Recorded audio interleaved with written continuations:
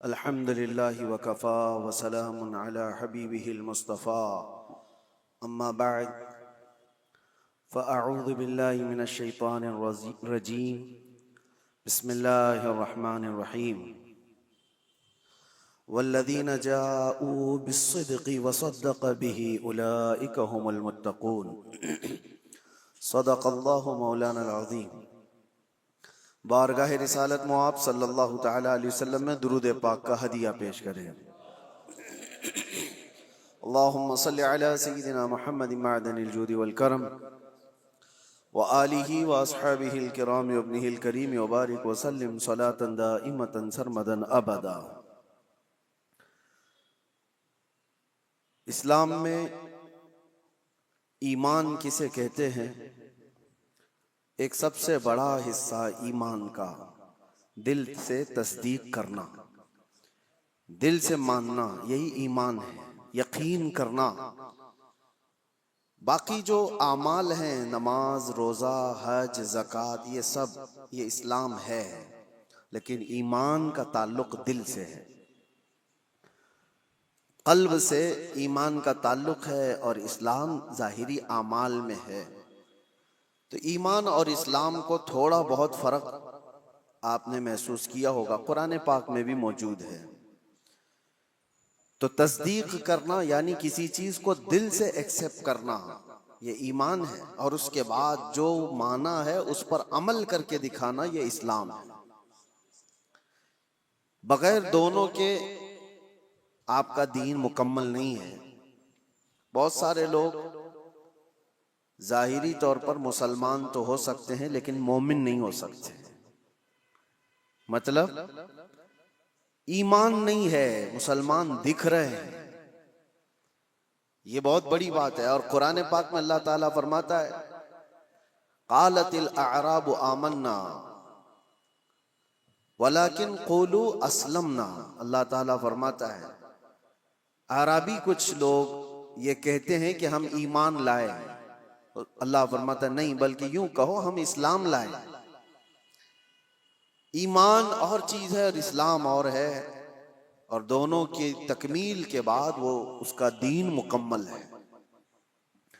اب میں آپ کو سب سے پہلی چیز بتاتا ہوں، تصدیق، دل کی تصدیق کیا ہے۔ اللہ کے نبی صلی اللہ تعالی علیہ وسلم نے فرمایا اللہ ایک ہے، اس کو مان لیا، یہ تصدیق ہے۔ رسول پاک صلی اللہ علیہ وسلم نے فرمایا کہ میں اللہ کا آخری رسول ہوں، مان لیا، یہ تصدیق ہے۔ اللہ کے نبی صلی اللہ تعالی علیہ وسلم نے فرمایا اتنے نبی مجھ سے پہلے آئے تھے، ان کے کام یہ تھے، ان کے معجزات یہ تھے، تم نے مان لیا، یہ کیا ہے؟ دل کی تصدیق ہے، اس کو کہتے ہیں دل سے ماننا۔ اور دل سے ماننے کے لیے ایک بات اور میں آپ کو بتا دوں کہ دماغ کی ضرورت نہیں ہے کہ جو چیز ہماری سمجھ میں آئے وہی ماننا ہے، اور جو چیز نہ سمجھ میں آئے وہ نہیں ماننا، ایسا نہیں۔ ایمان اس کو نہیں کہتے۔ یعنی اگر تم یہ سوچو کہ جو چیز میرے سامنے مجھے لاجیکلی نہیں لگتی میں اس کو ایکسپٹ نہیں کرتا، اگر اس طرح کی بات کہتے ہو تو تم دل سے ماننے والے ہو ہی نہیں، تم دماغ سے پڑھنے والے ہو۔ اور ایمان قلب سے تعلق رکھتا ہے۔ مثال کے طور پر اللہ کے نبی صلی اللہ تعالی علیہ وسلم نے ارشاد فرمایا رات کے ایک چھوٹے سے حصے میں مسجد حرم سے مسجد اقصی گیا، بیت المقدس گیا، اور اس کے بعد پھر آسمانوں کا سفر کیا، اور پھر لوٹ کر کے آیا، پل بھر میں زنجیر بھی ہلتی رہی، بستر بھی رہا گرم، تا عرش گئے پھر آئے محمد صلی اللہ علیہ وسلم۔ اب کوئی انسان یہ کہے یہ لاجیکلی نہیں سمجھ میں آتا، اتنے شارٹ ٹائم میں یہ سفر کیسے ہو سکتا ہے، تو تم دماغ کی یہاں پر سوچیں دوڑا رہے ہو، دماغ کے گھوڑے دوڑا رہے ہو۔ لیکن تصدیق کسے کہتے ہیں؟ آؤ میں آپ کو بتاؤ۔ حضور پاک صلی اللہ علیہ وسلم معراج کے سفر کے بعد مکہ والوں سے یہی واقعہ بیان کر رہے تھے کہ کل کی شب اللہ تعالیٰ نے مجھے معراج کا سفر عطا کیا، مسجد حرم لے گیا، مسجد حرم سے مسجد اقصی، وہاں پر امام ائمہ انبیاء اکرام علیہ السلام کی امامت کیا، اس کے بعد پھر ساتوں آسمانوں کا سفر، عرش، کرسی، لوح، قلم، جنت، دوزخ، یہاں تک کہ رب ذوالجلال کا دیدار، اور پھر واپس آیا۔ یہ مکہ والوں کو میرے آقا بیان کر رہے تھے۔ اس وقت جس کو جو سوال کرنا تھا انہوں نے سوال کیا کہ اگر آپ بیت المقدس گئے تھے تو بتائیے وہاں کے حالات کیسے ہیں، بیت المقدس کا دروازہ کیسا ہے، کھڑکیاں کیسی، محراب کیسے۔ نبی پاک صلی اللہ علیہ وسلم سب کی چیزیں بتا رہے تھے۔ تو ایک ہوا یہ سوالات کر کے علم کو بڑھانا، اور ایک ہے بغیر کچھ پوچھے کہنا ہاں آپ صحیح کہہ رہے ہیں۔ دو چیزیں ہیں۔ لیکن اس محفل کی خصوصیت یہ ہے کہ ابو جہل اس کو موقع مل گیا، اس نے دیکھا کہ اتنی بڑی بات حضور کر رہے ہیں تو گمراہ کرنے کے لیے ایک بڑا چانس ملا ہے، باہر نکلا اور سب کو بولنے لگا کہ محمد تو اب چھوٹی چھوٹی باتوں سے بہت بڑی باتوں پہ آ گئے۔ وہ تو آسمانوں کے سفر کی بات اور رات کے ایک حصے میں یہاں سے بیت المقدس کے سفر کی بات کر رہے ہیں اور واپس مکہ میں بیٹھے ہوئے ہیں۔ تو وہ گمراہ کرنے کے لیے پروپیگنڈے کرنے لگا۔ اتفاق ایسا کہ اس محفل میں سیدنا ابوبکر صدیق نہیں تھے۔ حضور صلی اللہ تعالی علیہ وسلم جب بیان کر رہے تھے اس محفل میں حضرت ابوبکر صدیق نہیں تھی۔ حضرت ابوبکر وہ کہیں سے آ رہے تھے، ابو جہل راستے میں ملا اور اس کے بعد پکڑ کر کے کہا ابوبکر رکو، بہت اہم کام ہے، امپورٹنٹ کام ہے، کیونکہ اسے پتا ہے کہ ابوبکر سے زیادہ قریب رسول اللہ کے کون ہیں۔ تو ابوبکر رضی اللہ تعالیٰ عنہ کو پکڑ کر کہتا ہے سنو ابوبکر، ایک مکہ میں نیا واقعہ ہو گیا ہے۔ پوچھا انہوں نے کہ کیا ہوا ہے؟ کہا ایک شخص ایسا ہے جو کہتا ہے رات کو وہ سویا تھا اور رات میں وہ اٹھ کر کے مسجد حرم گیا، مسجد حرم سے بیت المقدس مسجد اقصی گیا اور واپس وہ رات یہیں آ گیا۔ کیا یہ پاسبل ہے؟ ممکن ہے؟ اتنا ہی کہا اس نے۔ تو حضرت ابوبکر نے کہا ایسا کیسے ہو سکتا ہے؟ بات تو ہے، ایسا کیسے ہو سکتا ہے کہ رات کے ایک چھوٹے سے حصے میں کوئی مسجد حرم سے مسجد اقصی گیا ہو اور پھر واپس آ گیا ہو؟ ایسا کیسے ہو سکتا ہے؟ تو ٹھٹا مار کر کے ہنسنے لگا کہ میرا نشانہ صحیح لگا ہے ابو جہل۔ تو حضرت ابوبکر نے پوچھا بتاؤ تو صحیح کون ہے یہ اس طرح کہنے والا؟ ابو جہل نے کہا کوئی اور نہیں، تمہارے ساتھی محمد صلی اللہ علیہ وسلم یہ بات کہہ رہے ہیں۔ تو حضرت ابوبکر کو جلا لایا اور کہا کہ سن، انہوں نے تو مسجد حرم سے مسجد اقصی تک جا کر آنے کی بات کی ہے، اگر وہ وہاں سے آسمانوں کی بھی بات کریں گے تو میں مان لوں گا۔ ابھی انہوں نے معراج کا واقعہ سنا نہیں تھا، پہلے ہی کہا کہ وہ تو مسجد حرم سے مسجد اقصی تک کے سفر کی بات کر رہے ہیں کہ وہ رات میں جا کر واپس آ گئے۔ ابو جہل سن، اس سے بھی زیادہ اگر وہ آسمانوں کے سفر کی بھی بات کریں گے تب بھی میں تصدیق کرتا ہوں۔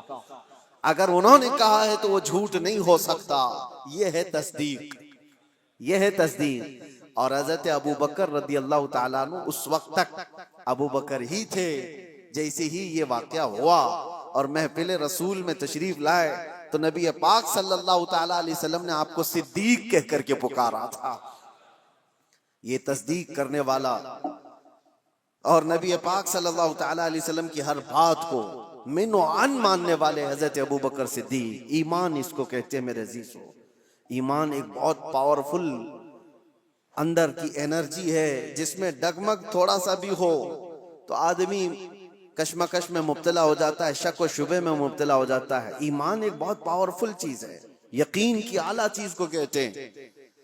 اب مثال کے طور پر اللہ تبارک و تعالی موت کے بعد ہمیں دوبارہ اٹھائے گا قیامت کے دن، اس پر یقین ہونا یہ ایمان کا حصہ ہے۔ ایسا یقین ہونا چاہیے کہ آپ کے اندر ذرا برابر بھی شک و شبہ نہ ہو، کیسے اٹھائے گا، کیسے ہو سکتا ہے، جل گئے، مر گئے، کٹ گئے، شیر کھا لیا، پانی میں ڈوب گیا، آگ میں جل گیا، کیسے اس کو اٹھایا جائے گا؟ رب تعالیٰ نے قرآن میں مثالوں کے ذریعے سے ہمیں بتایا ہے کہ وہ رب العالمین جو پانی کے ایک قطرے سے تمہیں پیدا کر سکتا ہے، تمہارے ختم ہونے کے بعد وہ دوبارہ کیوں نہیں اٹھا سکتا؟ ایک نطفے سے جو انسان کی شکل تمہیں دے سکتا ہے، وہ تمہاری راکھ سے دوبارہ کیوں نہیں اٹھائے گا؟ تم ہوا میں تحلیل ہو جاؤ۔ تو یقین ایک اعلیٰ چیز ہے۔ حضرت ابوبکر صدیق رضی اللہ تعالیٰ عنہ کی ذات سے ہمیں یہ چیز ملتی ہے، یقین ہو تو ایسا ہو۔ اور دوسری ایک اور مثال میں آپ کو دیتا ہوں۔ بڑے بڑے لوگ جہاں پر کشمکش میں آ جاتے ہیں کہ کیا کرنا چاہیے کیا نہیں ہونا چاہیے.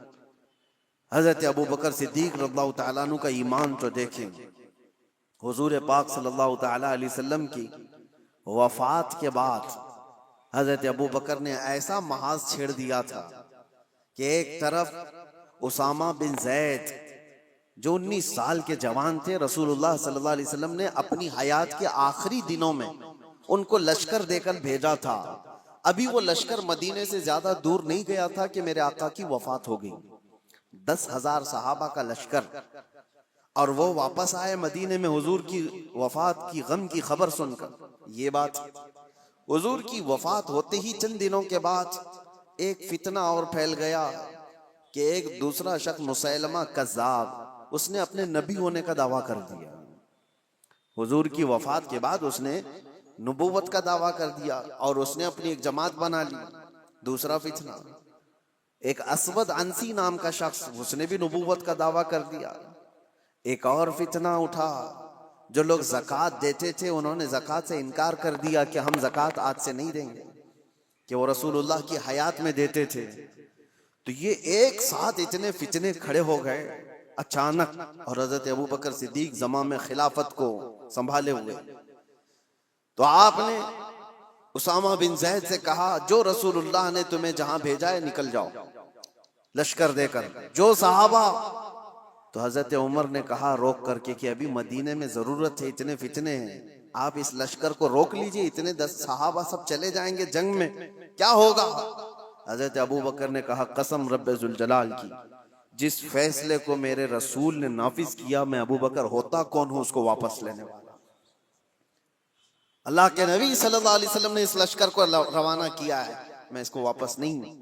ان کو سوار کیا اور پورے لشکر کو روانہ کیا. پھر پوچھا حضرت عمر نے باقی ان لوگوں کا کیا ہوگا؟ یہ مسیلمہ کذاب ہے، اسود عنسی ہے، یہ منکرین زکوٰۃ ہیں، ان کا کیا ہوگا؟ حضرت ابو بکر نے کہا مدینے کے جتنے لوگ ہیں سب جمع ہو. چھوٹی سی ایک فوج مسیلمہ کذاب کے خلاف بھی، اسود عنسی کے خلاف بھی بھیجا، اور اس کے بعد پھر زکوٰۃ کے منکرین ان کے پاس بھی تقاضا کرنے کے لیے. تو حضرت عمر نے کہا ایک ساتھ اتنے سارے محاذات پر کیسے آپ لڑو گے؟ تو حضرت ابو بکر صدیق اس وقت کیا کہتے ہیں سنو. آپ نے کہا اے عمر، اسلام لانے سے پہلے جو تمہارے اندر جلال تھا وہ کہاں چلا گیا؟ جو جوانی کے جوہر تھے تمہارے وہ کہاں چلے گئے؟ یہ کیسی بات کر رہے ہو؟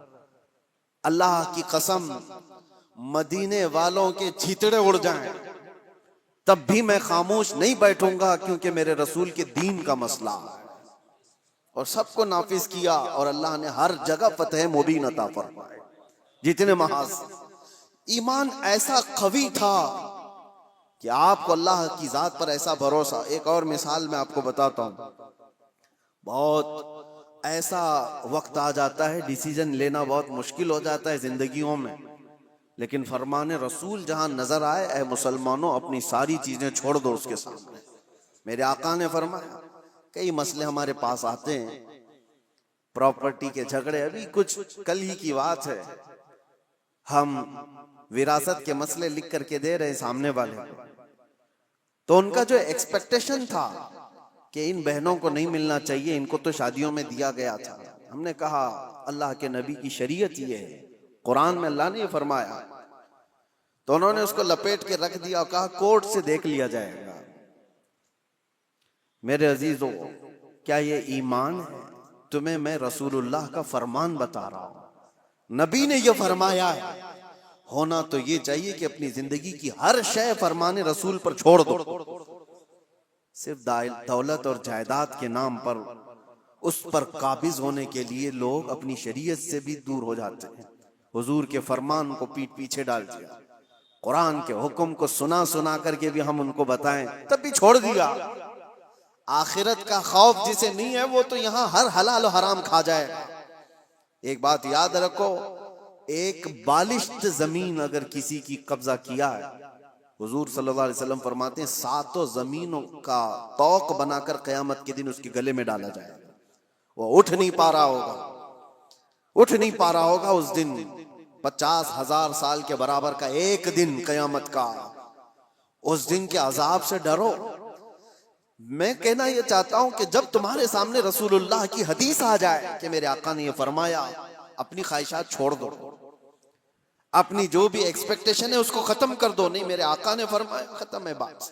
ایمان اسی کو کہتے ہیں۔ میں بتا رہا تھا سیدنا ابو بکر صدیق کے بارے میں۔ حدیبیہ کا موقع ہے، نبی پاک صلی اللہ علیہ وسلم 1400 صحابہ کو لے کر مدینے سے نکلے مکہ عمرہ کرنے کے لیے، لیکن حالات ایسے تھے کہ مکہ والے عمرہ کرنے نہیں دے رہے تھے۔ روک دیا 35 کلومیٹر دور، مکہ سے دور، کہ آپ لوگ عمرہ نہیں کر سکتے۔ اور جنگ کرنے پر تلے ہوئے تھے مکہ والے، اس وقت تھوڑا طاقت میں تھے۔ نبی پاک صلی اللہ تعالی علیہ وسلم نے دیکھا کہ ہم احرام کی حالت میں آئے ہوئے ہیں عمرہ کرنے کے لیے، لیکن یہ جنگ کرنا چاہتے ہیں، اور حضور جنگ نہیں کرنا چاہتے تھے۔ تو مکہ والوں کے سامنے آپ نے صلح کی تدبیر رکھی کہ ہم آپس میں سمجھوتا کر لیتے، صلح کر لیتے۔ تو مکہ والے اس پر تیار ہوئے، صلح ہوئی دونوں کے درمیان۔ سنیے، بظاہر ایسا لگتا تھا کہ حضور صلی اللہ تعالی علیہ وسلم مسلمانوں کی جانب سے دب کر کے صلح کی گئی ہے، ظاہراً ایسا لگتا تھا، کیونکہ مکہ والے اپنی ساری شرطیں رکھے ہوئے تھے اس میں کہ اگر ہمارا کوئی آدمی مدینے چلا گیا بھاگ کر تو آپ کو اسے واپس کرنا پڑے گا، اور اگر آپ کا کوئی آدمی ہمارے پاس آیا تو ہم واپس نہیں کریں گے۔ یہ زبردستی کی چیزیں بہت اس طرح کی، ایک میں مثال دے رہا ہوں۔ انہوں نے سب اپنی حمایت میں ایگریمنٹ کے جو کلاوز ہیں وہ سب لکھوائے، اور رسول پاک صلی اللہ تعالی علیہ وسلم کو دستخط کرنے کے لیے کہا۔ آپ کو میں بتا رہا ہوں کہ اس وقت نبی پاک صلی اللہ تعالی علیہ وسلم دستخط کر رہے تھے تو صحابہ کرام کے دلوں میں بات کیا تھی؟ سب یہ دیکھ رہے تھے کہ یہ مکہ والے کیسے ہم کو جھکا رہے ہیں، ہم تو جنگ بھی کر سکتے ہیں، جب ہم 313 تھے تب نہیں ڈرے، آج 1400 کی تعداد میں 313 نکلے تھے بدر میں، اور یہ 6 ہجری کے بعد کی بات ہے۔ جنگ بدر تو 2 ہجری میں ہو گئی تھی، 4 سال کا جنگوں کا انوبھو بھی تھا، تجربہ بھی تھا۔ صحابہ کہتے ہیں نہیں ہم لڑ لیں گے ان سے اور مکہ میں جا کر عمرہ کریں گے، کون روک سکتا ہے؟ لیکن حضور فرما رہے تھے نہیں، صلح کرنا ہے۔ صحابہ میں یہ بات پھیلی کہ جنگ کرنا ہے، جنگ کرنا ہے، لیکن کوئی بھی حضور کی بارگاہ میں بولنے کی ہمت کیسے کرے؟ اللہ کے نبی تو یہ جو عقد ہے، یہ ایگریمنٹ ہے، اس پر سائن بھی کر رہے ہیں۔ تو اس کے بعد اب جو بات مجھے عرض کرنی ہے اس حدیبیہ کے موقع پر، وہ میں بتاتا ہوں۔ حضرت عمر صحابہ کے پاس جا کر کے کہہ رہے تھے کہ چلو بولتے ہیں رسول اللہ کی بارگاہ میں کہ آپ جنگ کی اجازت دیں ہمیں، ہم ان کے پرخچے اڑا دیں گے، ان کے ساتھ ایسی جنگ کریں گے کہ یہ ہمیشہ یاد رکھیں گے کہ اللہ کے گھر سے ہم کو روکا ہے، آج ہم طاقت میں۔ حضرت عمر کے اس بات پر صحابہ جمع بھی ہو رہے تھے۔ پھر آخر میں حضرت عمر کہاں آئے؟ حضرت ابو بکر کے پاس۔ حضرت ابو بکر بھی خاموش بیٹھے ہوئے تھے کہ رسول اللہ نے فیصلہ لے لیا ہے تو اب کیا ہے؟ صحابہ نافرمانی نہیں کر رہے تھے، بلکہ وہ انتظار کر رہے تھے شاید وہی آ جائے گی اور حکم بدل جائے گا، اللہ کی طرف سے کوئی حکم آ جائے کہ جنگ کرو، ہم کریں گے۔ اس انتظار میں صحابہ تھے۔ پھر حضرت عمر جاتے ہیں کہاں پر؟ حضرت ابو بکر کے پاس۔ حضرت ابو بکر سے کہتے ہیں ابو بکر نہیں دیکھ رہے تم حالات کیسے ہو گئے؟ مکہ والے ہم پر حاوی ہوتے جا رہے ہیں، غلبہ پا چکے ہیں اور ہمیں جھکا کر کے صلح کرا رہے ہیں، اور رسول اللہ صلی اللہ علیہ وسلم ایسے وقت ان کے ساتھ صلح کی دستخط کر رہے ہیں۔ ابو بکر چلو آپ کی بات رسول اللہ ٹالتے نہیں۔ تو یہ بولے جا رہے تھے، حضرت ابو بکر سنتے رہے۔ اس کے بعد جانتے ہو حضرت ابو بکر پلٹتے ہیں اور اتنے جلال کے ساتھ حضرت عمر کے کندھوں کو پکڑ کر جھجھوڑ دیا اور کہا الزم غرضک یا عمر، اے عمر ہوش میں رہ کر کے بات کرو، تم کس کے لیے بات کر رہے ہو؟ وہ اللہ کے رسول ہیں، انہوں نے جو فیصلہ لے لیا، دنیا ٹل جائے ابو بکر اس کے خلاف نہیں جا سکتا۔ سارے صحابہ کے دلوں میں بات یہ تھی کہ جنگ کی اجازت مل جائے، جنگ کی اجازت۔ حضرت ابو بکر کا جلال یہ تھا کہ عمر جو رسول اللہ فیصلہ لے رہے ہیں وہ اللہ کے نبی ہیں، آگے کا دیکھ کر کے فیصلہ لے رہے ہیں، اس کے خلاف نہیں جا سکتے۔ حضرت عمر کہتے ہیں اس وقت میں جوش میں یہ سب چیزیں کر رہا تھا، لیکن ابو بکر کی شکل دیکھ کر کے پھر مجھے اندازہ ہو گیا ایمان کسے کہتے ہیں، ایمان کسے کہتے ہیں۔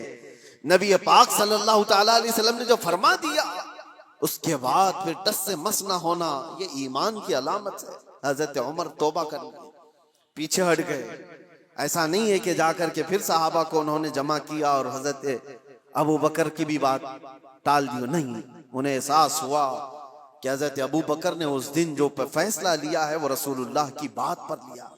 اور پھر دیکھا بھی سارے صحابہ نے، صلح تو ہوئی تھی، 1 سال یہ ایگریمنٹ مکہ والے چلا نہیں سکے۔ دوسرے سال میرے آقا صلی اللہ تعالی علیہ وسلم 10,000 صحابہ کو لے کر مکہ تشریف لائے تھے، اور بغیر جنگ و جدال اور قتل و قتال کے مکہ فتح ہو چکا تھا۔ اور اس دن جو مکہ فتح ہوا، آج تک اس کی روشنی اور اس کی برکتیں مکہ میں موجود ہیں۔ 1 سال پہلے صلح پر حضور نے جو دستخط کی تھی، اس کا اثر آج تک بھی ہے۔ تو حضرت ابو بکر صدیق کا وہ ایمان تھا کہ نبی پاک صلی اللہ تعالی علیہ وسلم کے فرمان کے بعد پھر کوئی چیز نہیں۔ آج کیا ہمارے اندر ایمان کا وہ حصہ ہے؟ کیا ہم ویسی تصدیق کرتے ہیں کہ حضور نے جو فرما دیا وہ حق ہے؟ لوگ آج سائنس سے کمپیئر کر کے دیکھنا چاہتے ہیں۔ ہاں، سائنس آ گیا ہے تو ابھی ایک نئی چیز یہ بھی چل پڑی ہے نا کہ ہر چیز کو سائنس سے دیکھا جائے۔ سائنس یہ کہہ رہا ہے تو میرے نبی نے 1400 سال پہلے کیا۔ ارے ہمارے نبی کے فرمان کو صحیح کرنے کے لیے سائنس جیسی 1000 چیزیں آئیں، اس کی کوئی حاجت نہیں۔ سائنس کی تھیوریاں ہر نئے سال میں بدلتی رہتی ہیں۔ ڈاروین نے پہلے کیا کہا تھا؟ انسان بندروں کی اولاد ہے، بندروں سے یہ ارتقاء یعنی ڈیولپ ہوتے ہوتے پھر انسان بن گیا۔ اس کے بعد اس نظریے کو، اس فارمولے کو رد کر دیا گیا 100 سال بعد۔ اس کے بعد پھر کئی سائنٹسٹ ایسے آئے جنہوں نے ایک تھیوری پیش کی، اس کو بعد میں چل کر کے ختم کر دیا گیا، اس کے خلاف دوسرے سائنسدان کی تھیوری قبول کر لی گئی۔ یہ تو سائنس میں چلتا رہے گا۔ میرے نبی پاک صلی اللہ تعالی علیہ وسلم کے فرمان کو اگر بظاہر آج سائنس ایکسپٹ نہیں کرتا تو میرا تو یقین ہے کہ کل کو جب یہ اور ترقی کرے گا، اسے سمجھ میں آ جائے گی میرے نبی کا فرمان یہ حق تھا۔ ابھی کل ہی کچھ پرسوں کی بات ہے، کچھ نوجوان پڑھے لکھے وہ کہہ رہے تھے کہ زمین ساکن ہے یا حرکت کر رہی ہے، روٹیشن میں ہے۔ سائنس تو یہی کہتا ہے کہ زمین روٹیشن میں ہے، خود اپنے اطراف گھومتی ہے تو 24 گھنٹے ہوتے ہیں، اور سورج کے اطراف پورا چکر لگاتی ہے تو 365 دن ہو جاتے ہیں۔ یہ سائنس کی ایک تھیوری ہے، ارتھ روٹیشن۔ اس نظریے کو ابھی تک تو سائنس لے کر کے چل رہا ہے، اور نوجوانوں نے ہم سے کہا تھا کہ قرآن میں اور حدیث میں کیا ہے اس کے سلسلے میں۔ اعلیٰ حضرت امام اہل سنت فاضل بریلوی رحمۃ اللہ تعالی علیہ نے اس کے خلاف میں لکھا ہے، اور کتاب ہے پوری، الفوز المبین در رد حرکت زمین۔ زمین حرکت نہیں کر رہی ہے، زمین اپنی جگہ پر ہے، سورج نکلتا ہے اور ڈوبتا ہے۔ قرآن میں اللہ نے فرمایا کہ سورج مشرق سے نکلتا ہے، مغرب میں ڈوبتا ہے۔ تو یہ تو بات ہوئی، میں اس کی تحقیق میں آپ سے بات نہیں کر رہا کہ یہ میرا موضوع نہیں ہے کہ سورج کہاں سے نکلتا ہے، کب نکلتا ہے، سال میں کتنی جگہوں سے نکلتا ہے اور کہاں ڈوبتا ہے، اور سائنس اس کو کیا کہتا ہے، اور ارتھ روٹیشن کے بارے میں تفصیلات آپ اس علم کے ماہرین سے معلوم کریں۔ لیکن میں یہ کہتا ہوں نوجوانوں سے، جب تمہارے پاس ایسی 2 چیزیں آئیں، یہ تو ایک مثال کے لیے کہہ رہا ہوں، تم سامنے دیکھ رہے ہو کہ سائنس کی تھیوری یہ ہے، انہوں نے یہ چیز پیش کی ہے، اور ایک طرف فرمان مصطفیٰ ہے، نبی کونین صلی اللہ تعالی علیہ وسلم ہے، تو اے نوجوانوں بتاؤ ایمان کسے کہتے ہیں؟ حضور پاک کی بات کو آنکھ بند کر تسلیم کر لینا، یہ اس یقین کا نام ایمان ہے، یہ ایمان ہے۔ آپ کو پتا ہے یہ ترقیاں تو بہت بعد میں ہوتی آئیں، تو صحابہ کیسے ایمان لائے؟ قرآن میں ایک آیت ہے، اللہ تعالیٰ فرماتا ہے اذا اخرج یدہ لم یکد یراہ، یہ 18ویں پارے سورہ نور کی آیت ہے، ظلمات بعضها فوق بعض، یعنی ایک علاقہ، ایک جگہ ایسی ہے اندھیریوں پہ اندھیریاں، اندھیریوں پہ اندھیریاں، سورج کی ایک کرن بھی وہاں پر نہیں ہوتی. اگر کوئی آدمی ہاتھ بھی نکالے تو ہاتھ بھی نہیں دیکھ سکتا. لیکن 18ویں صدی کے بعد ایک ایسا شخص جس نے اوشین کا، سمندر کا سفر کیا، اس نے سمندروں کے بیچ میں ایک جگہ ایسی پائی جہاں پر بہت گھٹا ٹوپ اندھیری، اتنا اندھیرا ہے کہ ہاتھ بھی نہیں دکھتا. اس نے اپنے سفر کے بعد آ کر یہ واقعہ بیان کیا، میں نے دنیا میں ایک ایسی جگہ دیکھی جہاں مکمل طور پر اندھیرا ہے، ایسا اندھیرا کہ وہاں کوئی شے کی اجالا بالکل بھی نہیں ہے. تو اس کو کسی عالم نے کہا یہ تو قرآن میں اللہ کے نبی صلی اللہ تعالیٰ علیہ وسلم نے جو آیت پڑھی ہے، اللہ کا حکم بیان کیا ہے، یہ موجود ہے.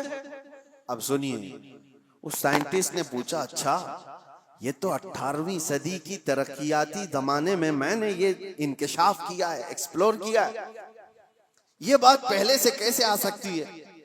اس نے پوچھا ہو سکتا ہے محمد صلی اللہ تعالیٰ علیہ وسلم سمندروں کا زیادہ سفر کرتے ہوں گے، کبھی اس سفر کے دوران انہوں نے بھی دیکھ لیا ہوگا آج سے 1400 سال پہلے، اور انہوں نے بیان کر دیا ہوگا قرآن میں. تو حیرت کی بات ہے میرے عزیزوں، مفسرین نے اس سے بتایا کہ تعجب کی بات یہ ہے میرے عزیز، میرے نبی صلی اللہ تعالیٰ علیہ وسلم کی عمر مبارک 63 سال کی تھی ظاہری، اور پورے 63 سال کی ظاہری عمر میں ایک بار بھی حضور سمندر کے پاس نہیں گئے. سفر تو دور کی بات ہے، سمندر پر نہیں گئے حضور، اور سمندروں کے بیچوں بیچ موجود چیز کی خبر دے رہے ہیں. اس نے کہا تب پھر ایسی خبر دینے والا یہ انسانی خبر دینے والا نہیں ہے، یہ تو پھر اسی کی خبر ہوگی جس نے یہ پیدا کیا، یہ خالق کائنات کی خبر ہے. عزیزان گرامی، میں یہ باتیں اس لیے عرض کر رہا ہوں کہ ایمان صحابہ کرام کا ایسا تھا کہ اللہ کے نبی صلی اللہ تعالیٰ علیہ وسلم نے فرما دیا، مان لیا کہ ہاں. حضور نے فرمایا سب سے پہلے روئے زمین پر آنے والے کون؟ آدم علیہ السلام. دیکھا کسی نے نہیں، سارے نے مان لیا کہ ہاں آدم علیہ السلام آئے تھے، ان کی بیوی حضرت حوا تھی. ان کے بعد انبیاء کا سلسلہ آیا، حضرت شیس علیہ السلام، حضرت نوح علیہ السلام، حضرت ادریس علیہ السلام، حضرت ابراہیم، حضرت اسماعیل، حتیٰ کہ پچھلے زمانے کے بہت پیچیدہ مسئلے تھے جو لا ینحل جس کو کہتے ہیں، مطلب حل نہیں ہونے والے. 550 سال تک یہودی اور عیسائی جنگ کرتے تھے. کس بات پہ پتہ ہے؟ عیسیٰ علیہ السلام کو یہودیوں نے سولی پر چڑھا دیا. یہ آج بھی مشہور ہے کہ وہ سولی پر چڑھ گئے. سنیے عیسیٰ علیہ السلام کے متعلق، عیسیٰ علیہ السلام کو قتل کرنے کا ناپاک ارادہ بنا کر یہودیوں نے ایک ٹیم تیار کی، اور جس دن وہ اپنے گھر پر موجود تھے اس وقت سارے لوگوں نے گھر کا گھیراؤ کیا اور ایک شخص کو اندر بھیجا کہ جا کے دیکھ کر کیا ہو عیسیٰ ابن مریم ہے یا نہیں. تو عیسیٰ ابن مریم کو دیکھنے کے لیے ایک یہودی اندر آیا. اللہ تبارک و تعالیٰ کی قدرت کاملہ یہ ہے کہ اللہ نے اس آئے ہوئے شخص کو عیسیٰ علیہ السلام کی شکل دے دی، اور عیسیٰ علیہ السلام کو آسمانوں پر اٹھا لیا، آسمانوں پر اٹھا لیا. اور وہ شخص گھر کے اندر تھا، کافی دیر تک وہ باہر نہیں آیا. تو یہودیوں نے دیکھا کہ کہاں چلا گیا ہے، ابھی تک جو معائنہ کرنے گیا تھا آیا نہیں. تو لوگوں نے سوچا کہ کچھ گڑبڑ نہ ہو جائے، تو سب گھس گئے اندر گھر میں اور دیکھا کہ بیٹھے ہوئے ہیں عیسیٰ ابن مریم. اٹھایا، پکڑ کر کے لے آئے باہر. عیسیٰ ابن مریم نہیں تھے، ان کا ہی شخص تھا جس کو اللہ نے وہ شکل دے دی تھی. اس کو لا کر کے پھانسی پر چڑھا دیا، سولی پر چڑھا دیا. دیکھا نہیں، کچھ نہیں. اس کے بعد پھر فکر میں مبتلا ہو گئے ہمارا آدمی کہاں گیا ہے جو اندر دیکھنے گیا تھا. تو اصل بات یہ تھی کہ اس کے دھڑ کا نچلا حصہ اس کا اصلی والا ہی حصہ نظر آ رہا تھا جو شخص اندر گیا تھا. تو کچھ یہودیوں نے کہا یہ تو ہمارا ہی آدمی ہے. تو لوگوں نے پھر اختلاف یہ کیا کہ اگر یہ ہمارا آدمی ہے تو عیسیٰ ابن مریم کہاں گئے، وہ کہاں چلے گئے. تو بعض نے کہا یہ دیکھو اوپر کی شکل تو عیسیٰ ابن مریم کی دکھتی ہے. اس شک کی زندگی میں ان کے 550 سال گزر گئے. 550 سال یہودی یہ کہتے تھے، عیسائی یہ کہتے تھے، یہودی یہ کہتے تھے، عیسائی یہ کہتے تھے. ان اختلافات کو ختم کرنے کے لیے اگر کوئی ذات آئی تو محمد الرسول اللہ کی. میرے آقا صلی اللہ تعالیٰ علیہ وسلم جب تشریف لائے تو پھر آپ نے کیا فرمایا؟ قرآن کی آیت اتری وما قتلوہ وما صلبوہ ولکن شبہ لہم. اللہ نے فرمایا نہ انہوں نے عیسیٰ ابن مریم کو قتل کیا ہے نہ سولی پر چڑھایا، بلکہ اللہ تعالیٰ نے ان کی شباہت، ان کی شکل دوسرے کو دے دی تھی. اور اللہ نے وَلَٰكِن رَفَعَهُ اللَّهُ إِلَيْهِ، اللہ نے عیسیٰ ابن مریم کو آسمانوں پر اٹھا لیا ہے. یہ عقدہ حل کسی نے کیا ہے تو میرے مصطفیٰ نے. دنیا بھر کے عیسائیوں کو بھی احسان ماننا چاہیے قرآن کا جو ایسی گتھی ہے، کیونکہ عیسیٰ علیہ السلام کے بعد پھر کوئی نبی آیا نہیں جو بتا سکے. کون بتائے گا کہ کیا ہوا تھا کیا نہیں؟ تو حضرت عیسیٰ علیہ السلام کے اس مسئلے کو رسول اللہ نے بیان فرمایا اور سارے صحابہ نے اس پر کبھی چوچرا کیا، سب نے من وان تسلیم کیا. بہت سارے عیسائیت سے ایمان لائے ہوئے بھی، یہودیت سے ایمان لائے ہوئے بھی صحابہ موجود ہیں. سبوں نے میرے آقا کی بات پر، فرمان پر یقین کر لیا. آج اس بات کی ضرورت ہے. اب میں تصدیق کے بعد جو دوسرا سٹیپ آتا ہے اس سے میں کہتا ہوں یہ بھی ضروری نہیں کہ آپ نے مان لیا کہ میرے نبی حق پر ہیں، میرے نبی کا ہر فرمان حق ہے، اللہ کے رسول جو فرما دیں وہ 100% ساری چیزیں سچ ہیں. مان لینے کا مطلب بھی نہیں ہے. ایمان تو مان لینے کا مطلب ہو گیا، لیکن اس کے بعد اسلام کا سٹیپ بھی تو ہے. مان تو لیا، اب کر کے بھی تو دکھاؤ. مانا ہے تم نے دل سے اور اس کے بعد اب عمل کر کے دکھاؤ. یہ دو حصے ہیں، ایمان ہے اور اسلام ہے. ہو سکتا ہے میں آپ کو بلیم نہیں کرتا کہ آپ مومن نہیں ہیں، ہو سکتا ہے ایمان والے ہیں، سب کے دلوں میں یقین 100% موجود ہے. اور اگر وہ یقین ہے تو پھر ظاہر کیوں نہیں ہے، دکھتا کیوں نہیں ہے؟ کچھ وہ ہیں جن کا اسلام دکھتا بہت ہے، کوئی نماز چھوڑتے نہیں، کوئی نماز ان کی نہیں چھوٹتی ہے، تہجد بھی پڑھتے ہیں، سب کچھ کرتے ہیں، دکھ تو بہت رہا ہے، لیکن دل کی بات اگر دیکھی جائے تو حضور کی محبت ہی نہیں ہے. تو یہاں ایمان ہی نہیں، اسلام دکھ رہا ہے. اور کچھ وہ ہیں جن کا ایمان تو ہے دل کے اندر، میرے نبی کی محبت بھی ہے، لیکن عمل نہیں دکھتا، اسلام پر نہیں آتے. جب یہ دونوں چیزیں کمپلیٹ ہو جائیں تو تمہارا دین مکمل ہے، ورنہ میرے عزیزوں اسی میں رہ جائیں گے. اب میں ایمان آنے کے بعد جو سٹیپ ہے، نوجوانوں اس کی ذمہ داری آج کے دور میں ہے تمہارے ساتھ. آج کے دور میں تمہیں عمل کے میدان میں وہ دکھانا ہوگا. اگر حضور صلی اللہ علیہ وسلم نے فرمایا جھوٹ حرام ہے تو تمہاری زبان پر جھوٹ تو نہ ہے. دنیا نے تمہیں جھوٹا کیوں کہہ دیا؟ کچھ لوگ زبان کھولیں تو جھوٹ بولیں، گالی گلوچ. حضور پاک صلی اللہ تعالی علیہ وسلم نے فرمایا فاسق کی علامت ہے، یہ فسق ہے. اور ہر بات پر گالی دینے والا بات کرنے پر اس کا نور ایمان ختم ہونے لگتا ہے، اس کا نور ایمان مرجھانے لگتا ہے. تو یہ زبان کے ذریعے سے تو تمہیں ثابت کرنا ہوگا ایمان ہے تو میری زبان بھی صاف ہے. اور تمہارا ایمان تمہاری آنکھوں سے بھی نظر آئے گا. جب چلو تو تمہاری آنکھیں اگر نیچی ہیں، تم بے حیائی کو نہیں دیکھتے، تم انجان عورتوں کی عزتوں کو تار تار نہیں کرتے، تو تمہارا ایمان تمہیں عمل کرا رہا ہے، تمہارا ایمان تمہیں عمل بھی کرا رہا ہے. اسی لیے اقبال کی اس بات پر میں گفتگو ختم کرتا ہوں. اقبال نے کیا کہا، بہت اچھی بات ہے. خرد نے کہہ دیا لا الہ تو کیا حاصل. خرد کس کو کہتے ہیں؟ دماغ کو یا دل کی بات سمجھ لیں. خرد نے کہہ دیا لا الہ تو کیا حاصل، دل و نگاہ جو مسلمان نہیں تو کچھ بھی نہیں. لا الہ الا اللہ پڑھتے ہو اور ایمان تمہارے دل میں ہے، لیکن نہ نظروں سے نظر آ رہا ہے نہ ہاتھوں پاؤں سے نظر آ رہا ہے. دل و نگاہ جو مسلمان نہیں تو کچھ بھی نہیں. اور اسی لیے اقبال کی یہ بات بھی، یہ تیرے مراقبے، آپ نے کیا کہا ہے، جیسے مراقبے میں بیٹھا ہے، ذکر کی مجلس میں ہے، محفلیں ہیں، سرور ہے. یہ تیرے مراقبے، یہ تیری محفلیں، یہ سرور کی محفلیں جو تیری تنہائی کی نگہبان نہیں تو کچھ بھی نہیں. تم یہ ساری چیزیں تو کرا رہے ہو، ادھر نماز پڑھ رہے ہو، صفوں میں کھڑے ہو، اور باہر اگر چپل چوری کر رہا ہے تو کون سی نماز پڑھ کے آیا؟ قرآن تو کہہ رہا ہے ان الصلاۃ تنہی عن الفحشاء والمنکر، بے شک نماز تمہیں ہر بے حیائی اور برائی سے روکتی ہے. تو یہ مسجد کے باہر ہی نہیں روک پائی تمہاری نماز، وجہ کیا ہے؟ کہ تم یہاں پر اس کو کمبائن نہیں کر رہے ہو، دل سے مانتے ہو اللہ ایک ہے، اس کی باتوں کو امپلیمنٹ کرنا یہ دوسرا تمہارا دوسرا حصہ ہے، اس پر تم کھرے نہیں اتر پا رہے۔ جیسے کہ آج مسئلہ یہ نہیں ہے میرے عزیزو الیکشن میں جیت لینے کا، میں ایک ایگزامپل دے رہا ہوں، بہت سارے لوگ بڑی محنتوں سے الیکشن جیتتے ہیں، اور الیکشن جیتنے کے بعد نیتا جی سب سے پہلے کیا کرتے ہیں پتہ ہے؟ اوتھ لیتے ہیں، شپت لیتے ہیں سب کے سامنے، میں یہ کروں گا، میں یہ کروں گا، میں وہ کروں گا، جس کی بھی انہیں اوتھ لینی ہے۔ یہ کمال کی بات نہیں، وہ تو ہر نیتا کر لے گا، لیکن اس اوتھ کی لاج 5 سال رکھ پاتا ہے نہیں، یہ کمال کی بات ہے۔